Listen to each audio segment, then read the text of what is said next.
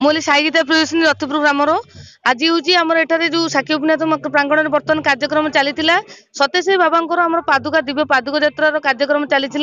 जोटा कि दीर्घ 3 वर्ष होगा पुट्टपति बाबा पादुका बाहरी आमर प्रत्येक जिले में ग्राम में बुली चलता जोटा कि खोर्धा जिला नवेम्बर 2 तारिख में रिसीव करूँ नवेम्बर 15 तारिख में आम जटणी समिति को आसाला जटणी समिति आम 16 तारिख में आम रथपुर ग्राम आम रिसीव करूँ एवं आज सका 9 घटिका ठार कुदिया आरंभ कर जामुकोली पर्यंत आम 10टा ग्राम बुलेवा पर कंतिया ग्राम शेष में आम रथपुर ग्राम को बुलेलु जोटा कि आम साक्षी गोपीनाथ मंदिर बाछिलु जेहेतु ये ग्रामर आमर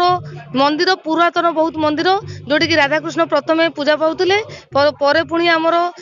मोगल आक्रमण पर से साक्षी गोपीनाथ साक्षी गोपाल प्रतिष्ठा होती किंतु आमर ए दीर्घ 3 वर्ष तले आमर पुणी आम विग्रह प्रतिष्ठा कर आम कार्यक्रम चालू रही जोटा कि राधापाद दर्शन कार्यक्रम चली अति सुंदर भाव में आज कार्यक्रम अति सुंदर भाव चलता भगवान मिलन होती जोटा कि पादुका ये साक्षी गोपीनाथ मंदिर में रही कार्यक्रम अनुष्ठित कार्यक्रम हो पारी जोटा भी ठाकुर इच्छा और समस्त को धन्यवाद देवी ग्रामवासी बहुत सहयोग रही साई आम अनुष्ठान सब भाई मान भौणी मान बहुत सहयोग रही। नमस्कार।